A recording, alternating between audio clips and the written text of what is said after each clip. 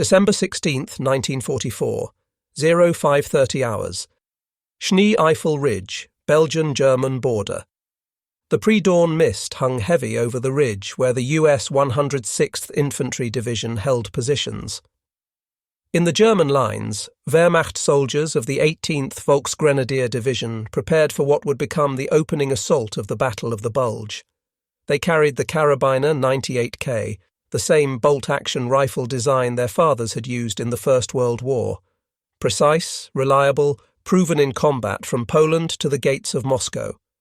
Within hours, these German soldiers would discover that their tactical doctrine, built around the 5-round capacity and bolt-action mechanism of the Mauser, had become obsolete against American semi-automatic firepower. The mathematics of modern infantry combat had fundamentally changed. While German soldiers could manage 15 aimed rounds per minute with their bolt-action rifles, Americans with M1 Garands could deliver 20 to 24 aimed shots in the same period, a disparity that would prove decisive in countless engagements. The Wehrmacht's faith in the Karabiner 98K stemmed from decades of proven success. The Mauser action, refined since 1898, represented the pinnacle of bolt-action rifle design. German military doctrine, codified in training manuals like Der Dienstunterricht im Heer, emphasized marksmanship over volume.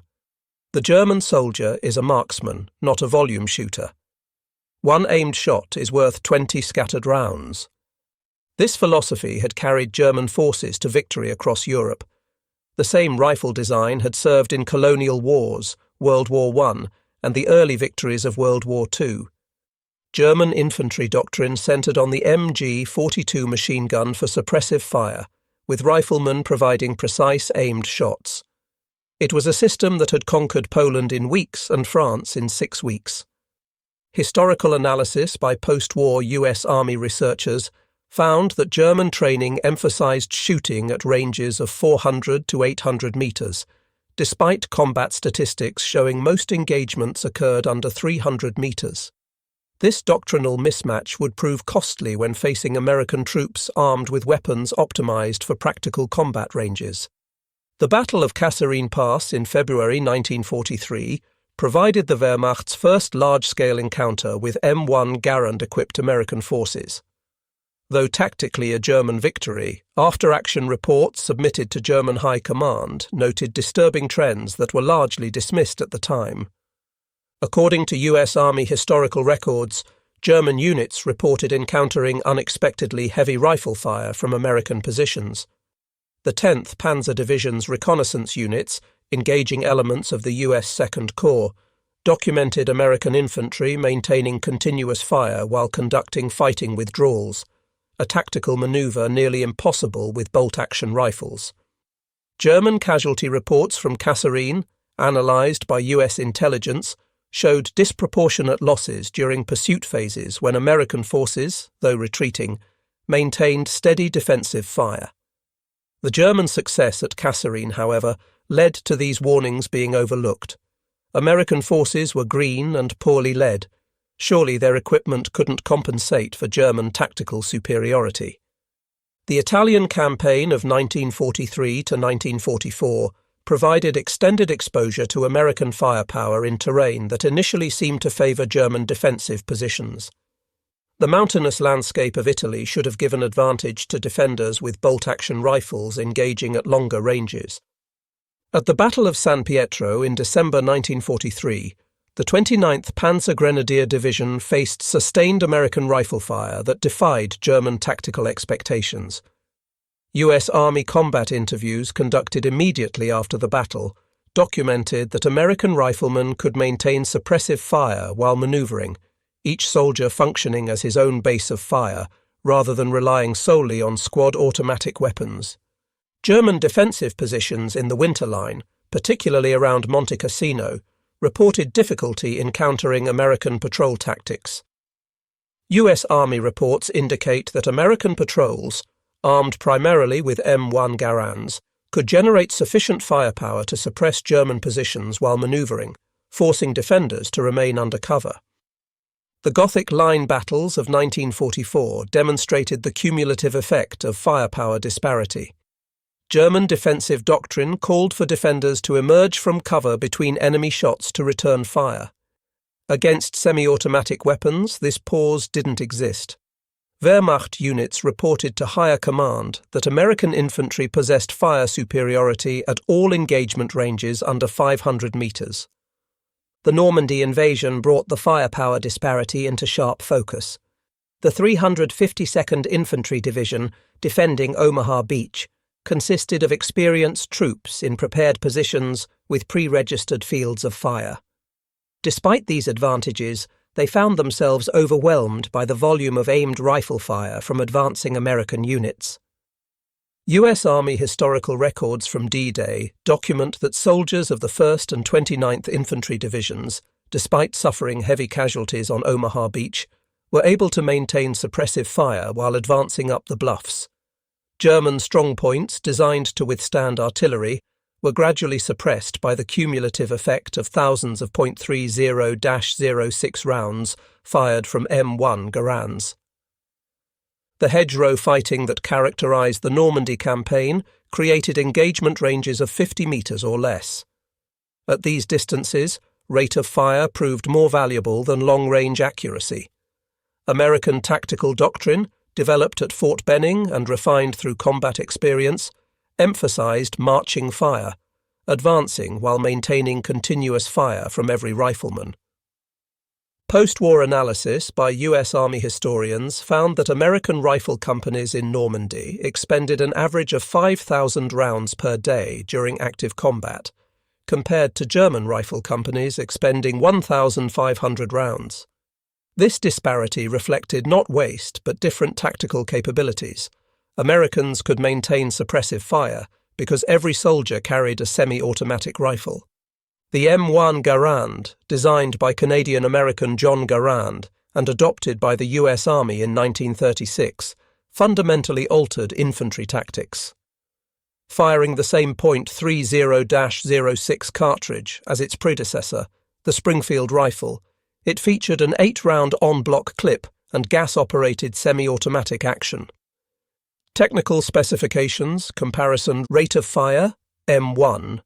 Garand 16 to 24 aimed rounds per minute versus Kar 98 K 15 rounds per minute. Magazine capacity M1 Garand 8 rounds versus Kar 98 K 5 rounds. Effective range, both comparable at 440 yards for average soldiers. Weight, M1 Garand 9.5 pounds versus Kar 98 K 8.8 pounds. German technical intelligence examined captured M1 Garands extensively. A 1943 report from the Kummersdorf Proving Ground acknowledged the rifle's mechanical reliability despite its complexity. However, German analysts focused on the weapon's individual characteristics rather than its impact on squad tactics. The transformation went beyond individual weapons. American squad tactics distributed firepower across all members. Each U.S. rifle squad could generate 160 to 200 rounds per minute of aimed fire, compared to a German squad's 40 to 70 rounds per minute from rifles alone.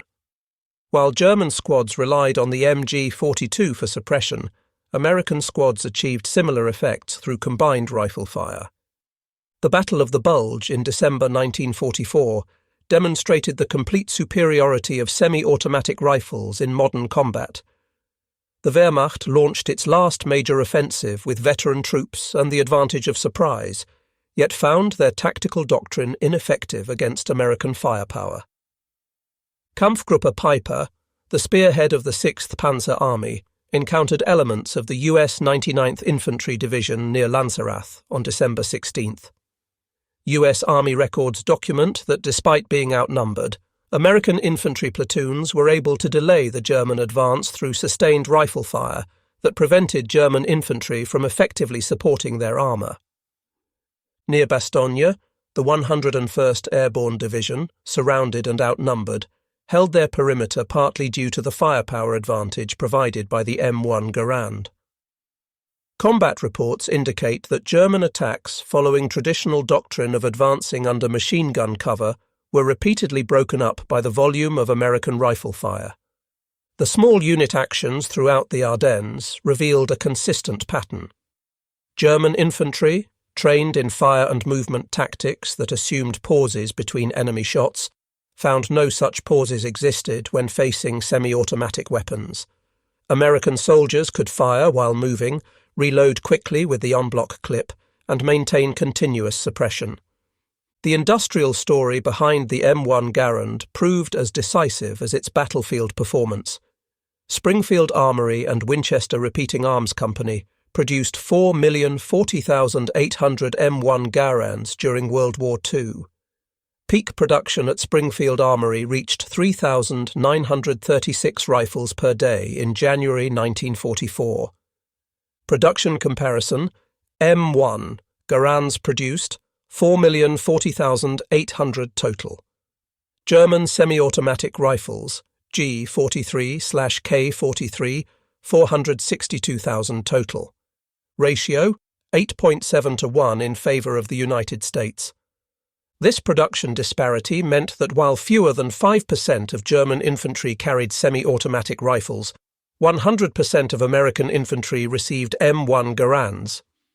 The US achieved mass production through innovative manufacturing techniques, specialized machinery, assembly line methods, and standardized parts with interchangeable components.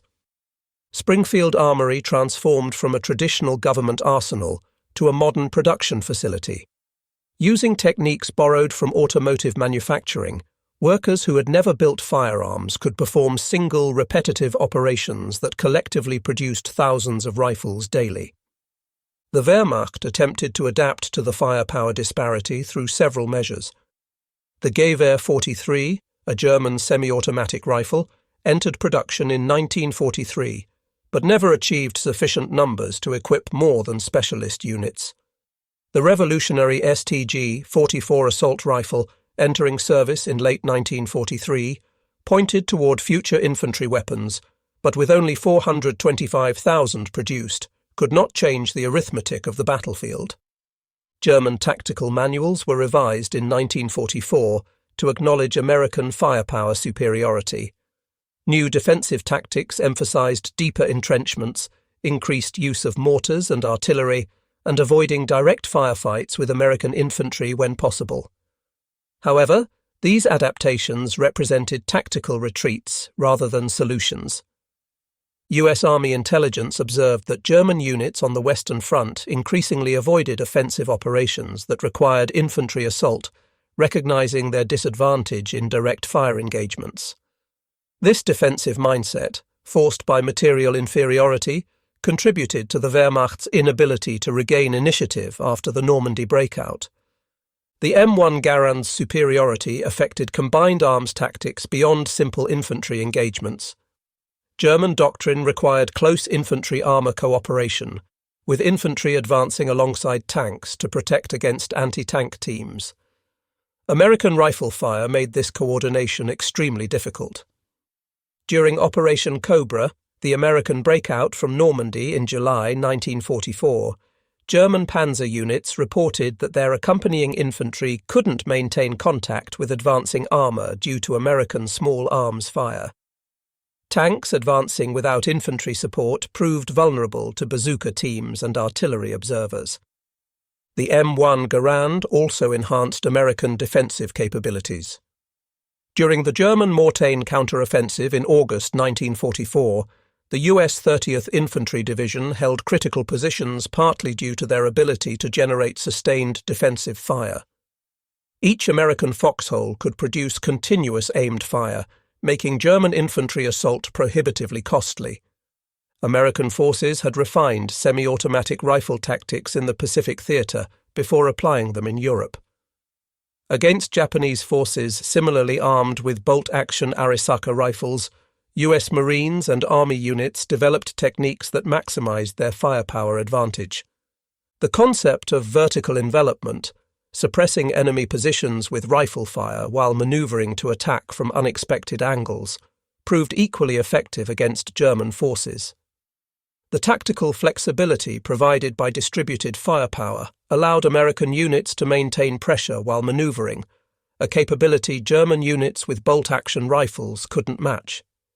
The M1 Garand's higher rate of fire demanded a revolutionary approach to ammunition supply. American divisions in Europe required approximately 10 times the small arms ammunition of equivalent German units. The US Army met this demand through an unprecedented logistics effort. Lake City Army Ammunition Plant alone produced over 3 million rounds of .30-06 ammunition daily by 1944. The Red Ball Express, the famous truck convoy system, prioritized ammunition delivery to frontline units. American soldiers typically carried 80 to 100 rounds compared to German soldiers' 60 rounds, with constant resupply available. This ammunition abundance enabled American tactical doctrine. US forces employed reconnaissance by fire, shooting at suspected enemy positions to provoke response. German forces, trained to conserve ammunition, found this wasteful but effective tactic incomprehensible and difficult to counter. The US Army developed training programs specifically designed around the M1 Garand's capabilities. At Fort Benning, the infantry school created courses emphasizing rapid target engagement over precision marksmanship. Soldiers learned instinctive shooting, quickly acquiring and engaging targets without perfect sight picture. The Train Fire program, introduced in 1943, used pop-up targets at varying ranges to simulate combat conditions. Soldiers fired hundreds of rounds in training, building muscle memory for rapid engagement. This contrasted sharply with German training that emphasized deliberate, precise shooting with limited ammunition expenditure. American tactical doctrine evolved to maximize semi-automatic advantages. Fire teams could execute fire and movement with greater flexibility, as any soldier could provide suppressive fire while others maneuvered. The traditional distinction between fire and maneuver elements blurred when every soldier could maintain rapid fire. During the assault on the Siegfried Line in fall 1944, American forces demonstrated how semi-automatic rifles could overcome prepared defenses. German fortifications, designed to channel attackers into kill zones for machine guns, proved vulnerable to the cumulative effect of sustained rifle fire. The US First Army reported that M1 Garand fire could suppress German bunker apertures, allowing engineers to approach with demolition charges. The volume of fire from a single American platoon could neutralize multiple German positions simultaneously, preventing mutual support among defensive positions. The Battle for Aachen in October 1944 showcased urban combat where the M1 Garand's advantages were magnified. At close quarters, the ability to fire 8 rounds rapidly without working a bolt proved decisive. American soldiers could clear rooms and buildings more effectively than their German counterparts. The M1 Garand's gas-operated system proved more reliable in adverse conditions than initially expected. During the harsh winter of 1944–45, the rifle continued functioning in extreme cold that caused problems for other weapons systems. The design's enclosed operating rod and gas system resisted mud and debris better than the exposed bolt action of the Kar-98K. While both rifles required maintenance, the M1's semi-automatic action meant soldiers spent less time with their weapons exposed to enemy fire during reloading. The N-block clip system, initially criticized for its distinctive ping when ejecting, proved advantageous in combat. Soldiers could reload by feel in darkness or poor visibility, simply pressing the clip into the receiver. German soldiers had to individually load rounds into their rifles' internal magazines, a slower process requiring greater dexterity. The M1 Garand represented American industrial philosophy applied to warfare, mass production of good enough quality rather than handcrafted precision. Each rifle cost approximately $85 to produce in 1944, comparable to the Kar-98K's cost, but American factories produced them 3 times faster. This efficiency extended throughout the supply chain. Standardized ammunition, Interchangeable parts and simplified maintenance procedures reduced logistics burden. A damaged M1 could often be repaired by swapping components from other rifles, while Kar 98K repairs might require skilled armourer work. The strategic impact was profound. America could equip its rapidly expanding army with modern weapons while maintaining production of tanks, aircraft, and ships. Germany, facing resource constraints and bombing of industrial facilities, couldn't match this production capacity even with simpler bolt-action rifles. After Germany's surrender in May 1945, US Army operational research teams conducted extensive studies on infantry combat effectiveness. Their analysis, based on combat records and prisoner interrogations, confirmed the M1 Garand's decisive impact. Statistical analysis revealed American rifle companies generated 340% more small arms fire than German equivalents. Average engagement duration increased from 5 to 10 minutes to 30 to 45 minutes due to sustained fire capability. American infantry could advance under their own fire support without waiting for machine guns or mortars. General George S. Patton called the M1 Garand the greatest battle implement ever devised. This assessment reflected not just the rifle's individual qualities, but its transformation of infantry combat. The weapon enabled American tactical doctrine that emphasized firepower, mobility, and aggressive action. German military professionals writing after the war acknowledged their failure to appreciate the semi-automatic rifle's importance. General Franz Halder, former chief of the German General Staff, noted in his post-war writings that the Wehrmacht had underestimated how tactical superiority in basic infantry weapons could overcome advantages in training and experience. When West Germany rearmed in 1955, the newly formed Bundeswehr immediately adopted automatic weapons, initially the FNFAL, designated G1, and later the G3 rifle. No German military force would ever again field bolt-action rifles as primary infantry weapons. This decision reflected lessons learned from World War II. Bundeswehr planning documents emphasized that future German forces must never again face technological disadvantage in basic weapons. The trauma of facing superior American firepower shaped German military procurement for decades. The M1 Garand's success influenced military thinking worldwide. Every major military power adopted semi-automatic or automatic rifles in the immediate post-war period. The Soviet Union's SKS and later AK-47, Britain's EM-2, and France's MAS-49 all reflected lessons learned from the American demonstration of semi-automatic superiority. The Korean War proved these lessons correct. American forces armed with M1 Garands initially held advantages over North Korean and Chinese forces equipped with bolt-action rifles, though this gap closed as Communist forces received Soviet semi-automatic weapons. The tactical innovations developed for the M1 Garand influenced modern infantry doctrine. The concept of distributed firepower, every soldier as a significant fire contributor rather than primarily ammunition carriers for machine guns, became standard in Western militaries. Modern squad tactics, emphasizing flexibility and rapid decision-making at the lowest levels, evolved from capabilities first provided by semi-automatic rifles. The ability of individual soldiers to provide effective suppressive fire while maneuvering remains fundamental to contemporary infantry operations. The M1 Garand demonstrated that industrial capacity could provide decisive tactical advantage. America's ability to mass-produce complex weapons while maintaining quality proved that 20th century warfare required industrial might as much as military skill. This lesson extended beyond small arms.